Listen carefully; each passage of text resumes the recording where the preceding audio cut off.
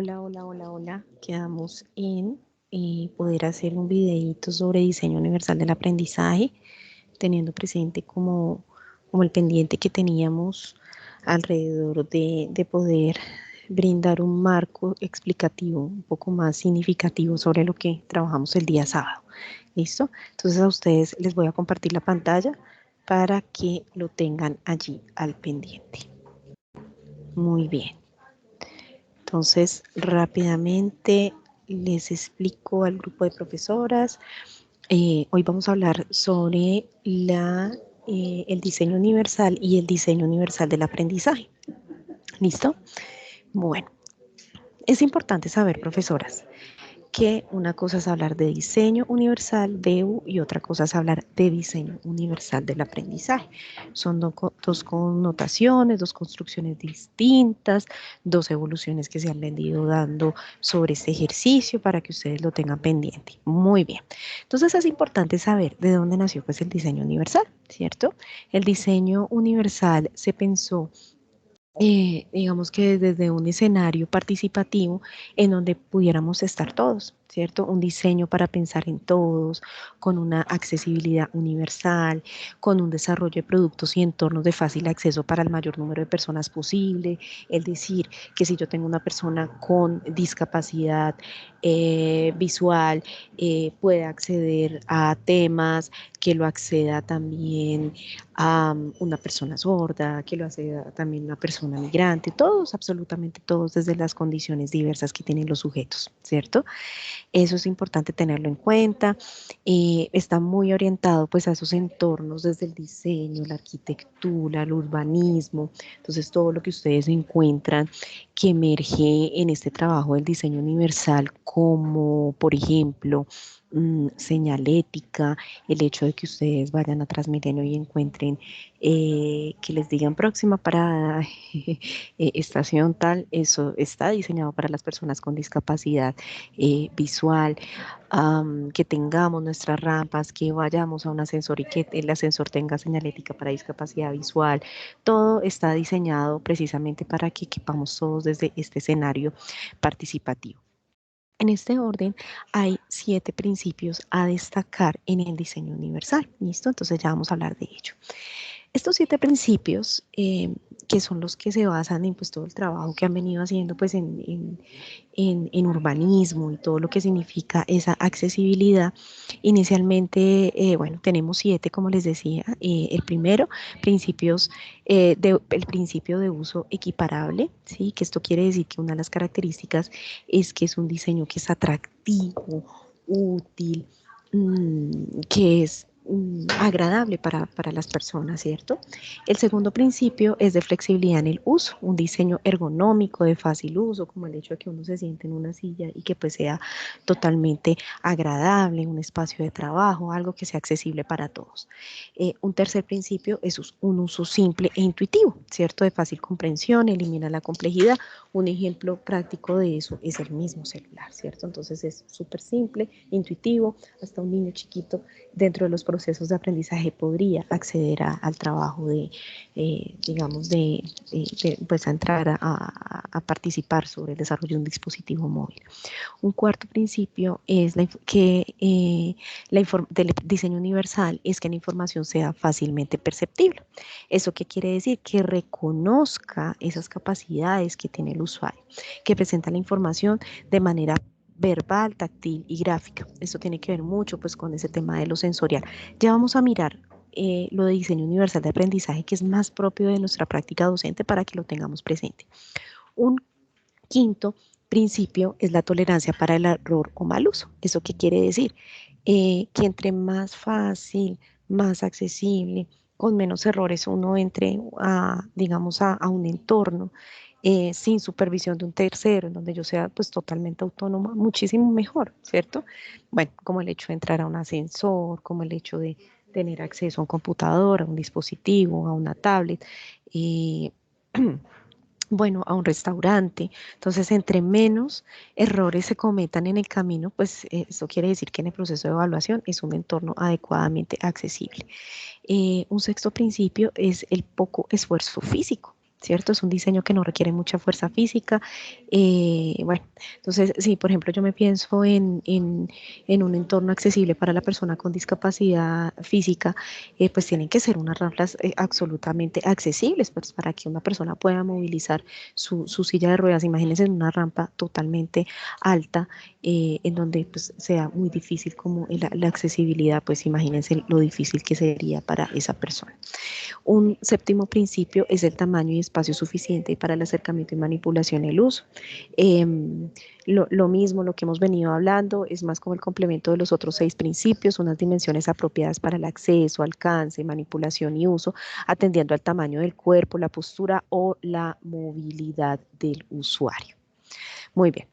Ya teniendo presente que es este el diseño universal, que de allí empezó a generarse también un trabajo muy importante alrededor del diseño universal del aprendizaje, es importante que nosotros tengamos presente que el diseño universal, ya cuando lo vinculamos con aprendizaje, inmediatamente se impregna a nuestra práctica pedagógica, ¿cierto?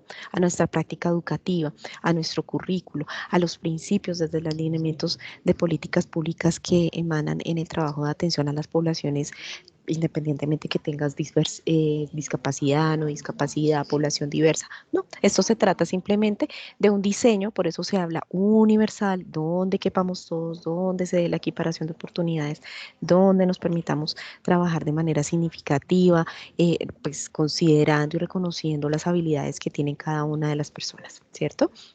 Entonces es importante saber que esto del diseño universal para el aprendizaje se nace o se origina del campo de la arquitectura, ¿cierto? Ya hemos venido hablando que el diseño universal es muy propio de urbanismo, de accesibilidad, de arquitectura, bueno, todo lo que nosotros encontramos en un centro comercial, bueno, en un aeropuerto, bueno, todo lo que ustedes han visto que pues tiene que ser accesible, ¿verdad?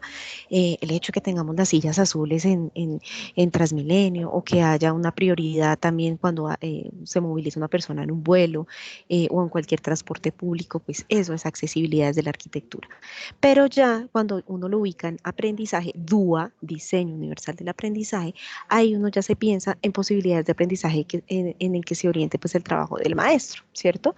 Está muy vinculado como una gran sombrilla, digamos que está el DUA, y dentro de la sombrilla del DUA se encuentra currículo y se encuentran pues otros procesos que son importantes tener en cuenta, pues lo que hemos venido trabajando sobre el 1421, sobre el PIA y bueno, todas estas dinámicas que se tienen allí presente. Y orienta sus postulados, esto es muy importante, profes, porque esto es desde el tema de la neurociencia, adaptación de experiencias, de acuerdo pues a este principio que es tan importante tener presente. Ahora, cuando ustedes ya empiecen a hacer como todo este trabajo de caracterización de los casos que vayan a trabajar, mis maestras, es importante que ustedes conozcan que para el diseño universal del aprendizaje es muy importante entender el cerebro, ¿cierto? Y ese cerebro tiene 3 redes, ¿cierto? La primera, redes de conocimiento. La segunda, redes estratégicas. Y la tercera, redes afectivas. Esto tiene que ver mucho con la evaluación preliminar que ustedes van a hacer del caso, la observación, cómo van a llegar con ese chico, pues digamos que con capacidades diversas, y es básicamente entender cómo funciona su cerebrito, ¿cierto? Cuando yo hablo de redes de conocimiento, me ubico desde sentidos de comunicación y tipos de lenguaje, ¿cierto? ¿Eso qué quiere decir en el DUA? En el DUA quiere decir esas formas múltiples de presentar la información. Entonces, lo que para mí es natural desde lo visual, desde lo auditivo, desde lo táctil, para las personas con capacidades diversas o para el enfoque diverso o para el mismo estilo de aprendizaje diverso, resulta que se tienen otras formas de comunicación, llámese verbal, llámese corporal, llámese gestual. Entonces son diferentes formas y tipos de lenguaje, no solo atribuidos desde el lenguaje oral. Entonces estar muy atentos sobre esa forma de comunicar. Las personas simplemente pueden comunicarse a través de sus ojos, de su boca, de su cuerpo. Es muy importante tenerlo presente. Una segunda red es la red estratégica, ¿cierto? Que tiene que ver mucho con la planificación y ejecución para el control mental de las tareas, ¿vale?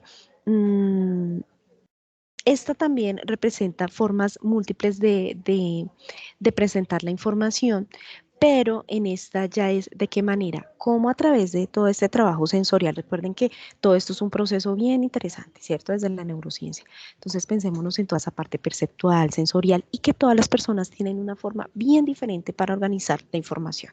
Y uno lo encuentra en los niños y en las niñas. Hay niños que son un poquito más receptivos a recibir la información, hay otros que les cuesta más el tema de planificación y organización de la información, de cómo la recogen, de cómo la planifican, de cómo mentalmente ejecutan esas tareas, ¿cierto? Entonces es importante uno observar, bueno, presentamos ese trabajo con los niños, presentamos esa evaluación con los niños, esa valoración, pues lo primero que tenemos que saber es que el niño cómo interpreta esa información que está recibiendo, ¿cierto?